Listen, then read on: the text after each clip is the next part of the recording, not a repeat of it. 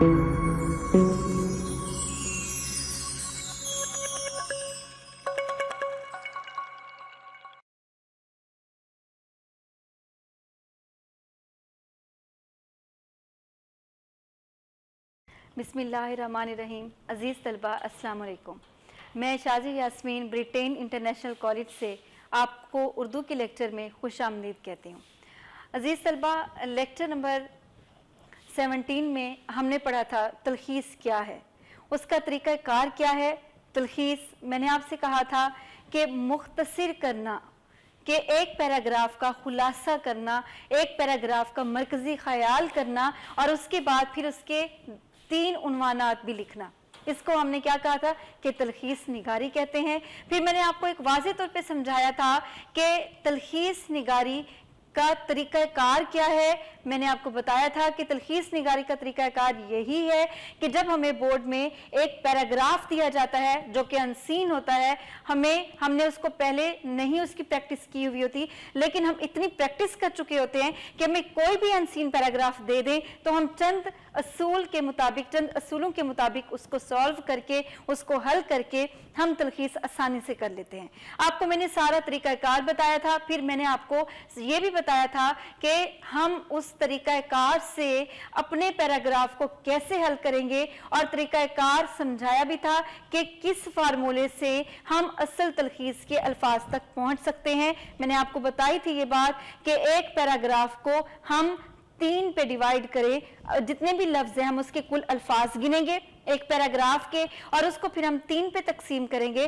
फिर जितने हमारे पास लफ्ज आएंगे हम उस हिस्से के यानी उस तीसरे हिस्से की मरकजी ख्याल निकालेंगे। ये अल्फाज 3-4 लफ्ज ज्यादा भी हो सकते हैं, 3-4 लफ्ज कम भी हो सकते हैं, इसमें परेशानी की बात नहीं है। लेकिन अगर आपके 2-3 या 3-4 अल्फाज से जायद हो जाएंगे तो फिर क्या होगा, आपकी सारी तलखीस गलत हो जाएगी। इस बात को आपने ज़हन नशीं कर लेना है कि अगर आप तलखीस में 10 लफ्ज ऊपर लिख लेते हैं उस तीसरे हिस्से से या 10 लफ्ज कम कर लेते हैं तो ऐसा नहीं होगा कि आपको 10 में से 2 नंबर मिल जाए, 3 नंबर मिल जाए, बल्कि आपको उस तलखीस के 0 नंबर मिलेंगे, उसके नंबर मिलेंगे भी नहीं। इसी वजह से इस सवाल को जितना भी आप प्रैक्टिस से बेहतर करेंगे आपके लिए उतना ही बेहतर होगा। तो अजीज तलबा, आज का जो हमारा लेक्चर नंबर 18 है वो इसी चीज से मुतालिक है। मैंने आपको तरीक़ाकार 17 में बताया था। मैं आपको अब अमली मशक करके बताऊंगी कि हम तलखीस के पैराग्राफ को किस तरह से उसका तीसरा हिस्सा मरकजी ख्याल या उसका खुलासा लिखते हैं। लेकिन उससे पहले हमारी प्रैक्टिस क्या है हम उस चीज को देख लेते हैं। तलखीस निगारी की आप अमली मशक देखिएगा। अब हमारे पास एक पैराग्राफ है, इबारत है हमारे पास कि एक शख्स रात के अंधेरे में पहाड़ की चोटी से गिरा, गिरते गिरते उसने दरख्त की शाख पकड़ ली। वो शाख को बड़ी देर तक इस खौफ से थामे रहा कि अगर शाख छूट गई तो गिरकर मर जाऊंगा। आखिर बड़ी देर बाद उसने जिंदगी से मायूस होकर शाख छोड़ दी, मगर खुशकिस्मती से जमीन करीब थी, उसे कुछ ना हुआ। यूं ही एक बेबुनियाद खौफ उसके दिल में बैठा हुआ था। तो ये हमारे पास पैराग्राफ है। अब हमने इस पैराग्राफ को 2 से 3 मरतबा पढ़ना है। ठीक है, हमने इस पैराग्राफ को 2 से 3 मरतबा पढ़ना है ताकि हमें उसके सारे अहम निकात समझ आ जाएं, ताकि हमें यह मालूम हो जाए कि इस पैराग्राफ में किस चीज से मुतालिक बात हो रही है, क्या हमें मैसेज दिया जा रहा है, ताकि हम अपने उन्वानात भी निकाल लें। लेकिन उससे पहले इसका तरीकाकार क्या होगा हम बोर्ड की तरफ देखते हैं। बोर्ड पे देखिएगा, मैंने एक रफ अमल में इस पैराग्राफ को हल करने की पूरी कोशिश की है ताकि आपको अच्छे तरीके से समझ आ जाए। रफ अमल में सबसे पहले मैंने इस पैराग्राफ को गिनकर इसके अल्फाज लिखे। कुल अल्फाज मेरे पास थे 78। ठीक है, अब 78 को मैंने जो आपको फार्मूला मैंने आपको बताया था कि मैं 3 से तकसीम करूंगी, मैंने 78 अल्फाज को यहां पे 3 पे तकसीम किया है तो मेरे पास 26 वर्ड्स आए हैं, 26। यानी अब मुझे यही पता चला है कि मेरे पास जो मैंने तलखीस करनी है, जो मैंने खुलासा लिखना है, मरकजी ख्याल लिखना है, वो क्या है कि वो सिर्फ और सिर्फ 26 यानी 26 वर्ड्स पर मुश्तमिल होना चाहिए। 2-3 इससे ऊपर हो सकते हैं, 2-3 इससे कम हो सकते हैं, लेकिन इनसे जायद नहीं होने चाहिए लफ्ज, और इनसे कम भी नहीं होने चाहिए। ये बात आपने ज़हननशीं रखनी है। अब देखिएगा कि 26 वर्ड्स की मैंने तलखीस करनी है, मेरे पास ये अल्फाज होने चाहिए। तो इसी वजह से अब मैं अगला स्टेप क्या करूंगी, मैं सबसे पहले, क्योंकि मेरे पास अगर 26 वर्ड्स निकालने हैं मैंने, तो इससे पहले के सारे अल्फाज गैर जरूरी हैं। अब मैं क्या करूंगी, उन तमाम अल्फाज को कैसे निकालूंगी, मैं इस पूरी इबारत के अहम निकात एक रफ अमल में करूंगी। ठीक है, रफ अमल में मैं इसको करूंगी, अहम निकात इसके लिख लूंगी। अब जैसे मैंने पहला एक निकात लिखा हुआ है कि एक शख्स ने पहाड़ से गिरते हुए दरख्त की शाख पकड़ ली, ये मेरे पास पहला पॉइंट है। दूसरा पॉइंट देखिएगा कि मौत के खौफ से ना छोड़ी, मायूस होकर छोड़ दी। दूसरा पॉइंट जो मुझे अहम लगा मैंने ये लिखा। तीसरा पॉइंट देखिएगा, खुशकिस्मती से जमीन करीब थी मगर वो बच गया, यानी उसे कुछ भी ना हुआ।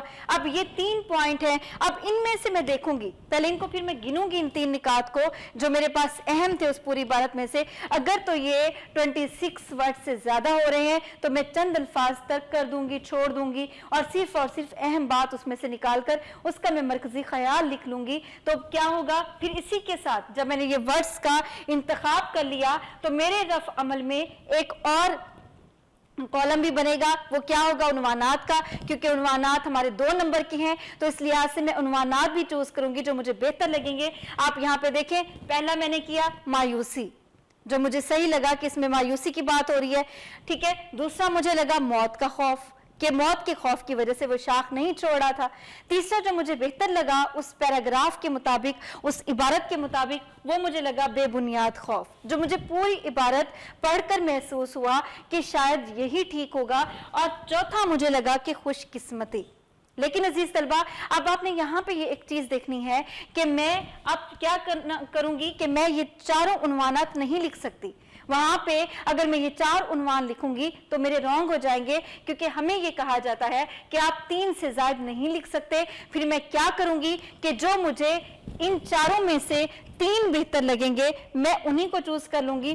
मसलन मायूसी को अगर मैं चूज करती हूँ, मौत का खौफ, बेबुनियाद खौफ, खुशकिस्मती, तो इन चारों में से मैं एक को रॉन्ग करूंगी। मैं क्या रॉन्ग कर दूंगी, मौत का खौफ। ठीक है, क्योंकि मेरे मुताबिक जो है ये 3 ठीक बन रहे हैं, तो मैं असल इबारत में इन तीनों को ही लिखूंगी। ठीक है, अब आपने यहाँ पे एक बात ज़हननशीं कर ली कि हमने 3 उन्वानात से जायद नहीं लिखना। हमारे पास जितने भी कुल अल्फाज थे हमने उनको 3 पे तकसीम किया, हमने रफ अमल में अहम निकात लिख लिए। अब सवाल ये पैदा होता है कि आप रफ अमल क्या जहां पे इबारत लिखेंगे, अपनी असल तलखीस लिखेंगे, वहीं पे करेंगे? नहीं।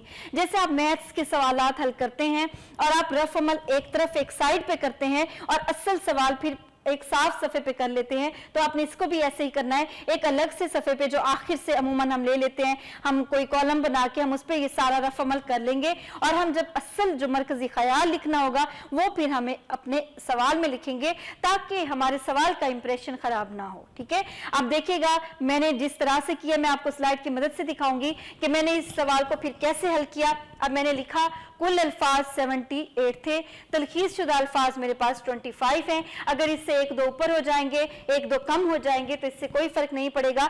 तो उसके बाद फिर मैंने क्या किया, मुजव्विज़ा उन्वानात लिखे हैं। लेकिन उससे पहले मैं आपको ये एक बात बता दूं कि अगर आप कुल अल्फाज या तलखीस शुदा अल्फाज नहीं शामिल करना चाहते सही सफ़े पे, तो इससे भी कोई फर्क नहीं पड़ता। आप बेशक ना करें, ये ना हो कि आप इसी में कंफ्यूज होकर बैठे रहें कि जो है ये अल्फाज जो है हम लिख रहे हैं, यहाँ हमने 25 लिख दिया, असल इबारत में 27 है, तो बेहतर है कि फिर आप ना लिखें। ठीक है, अगर आप लिखना चाहते हैं तो भी कोई हर्ज नहीं है। इसी तरह से फिर देखिएगा मुजव्विज़ा उन्वानात मैंने 3 दिए हैं। मुजव्विज़ा से मुराद है जो मैंने चूज किए हैं, जिनका मैंने इंतखाब किया है।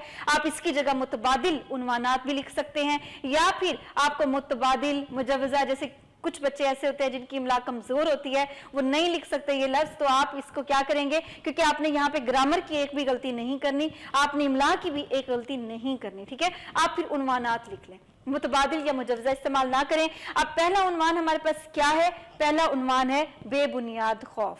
ठीक है, जो मुझे पूरी इबारत में सबसे बेहतर लगा मैंने सबसे पहले उसको लिखा। आप भी इसी तरह से करेंगे, जो सबसे अच्छा होगा, जो पूरी इबारत का अहाता करता होगा, आप उसको सबसे पहले लिखेंगे। फिर उसके बाद दूसरा देखिएगा, मायूसी कुफ्र है, ठीक है, मुझे ये बेहतर लगा। तीसरा मैंने लिखा खुशकिस्मती, यानी जो जो ग्रेडिंग होगी, जो आपको सबसे अच्छा लगा होगा, आप उसको पहले लिखेंगे, फिर दूसरे नंबर पे, फिर तीसरे नंबर पे। इन तीनों में से जो मुम्तहन को फिर अच्छा लगेगा, आपको उसमें से वो 2 नंबर दे देगा, ठीक है। उसके बाद है 8 नंबर की हमारी तलखीस का पैराग्राफ। आप देखें, मैंने आपके सामने पैराग्राफ को रीड किया, ज्यादा बड़ा था, मैंने उसका मरकजी खुलासा लिखा ताकि आपको पूरी बात समझ में भी आ जाए, और जितने भी गैर ज़रूरी अल्फाज थे वो मैंने सारे निकाल दिए। हम तलखीस शुदा इबारत पढ़ लेते हैं। एक शख्स ने पहाड़ से गिरते हुए शाख पकड़ ली, मौत की खौफ से ना छोड़ी, मायूस होकर छोड़ दी, खुशकिस्मती से जमीन करीब थी, उसे कुछ ना हुआ। यह है मुख्तसर सी आपकी तलखीस, जिसको आप बेहतर तौर पर करेंगे।